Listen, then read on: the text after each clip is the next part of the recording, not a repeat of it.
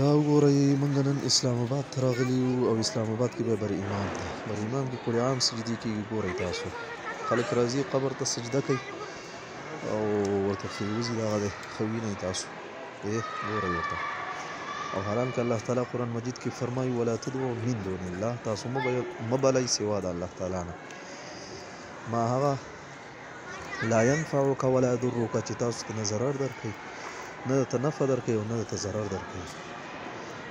فإن فعلت فإنك إذا من الظالمين، که چېرې دا کار تا وکړو نو په دغه وخت کې به ته د ظالمانو نه. او نبي علیه السلام حدیث مبارک هم دی که نه، لعن الله اليهود والنصارى اتخذوا قبور انبیائهم مساجد. الله تعالی لعنت لېږلی دی په یهودو او نصرانو باندې. ولې؟ ځکه چې هغوی قبرونه د انبیا علیهم السلام سجدګاه ګرځولي وو، سجدې به یې ورته کولې.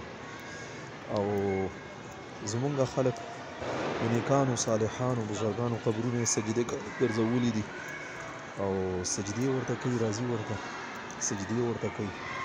که نه داسې ناشنا ناشنا حرکات پکې کېدل چې زه ورته حیران شوم.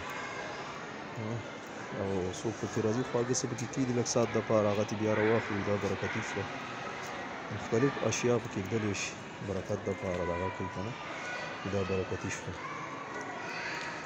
الله دې زموږ په حال باندې رحم وکړي. دا وګورئ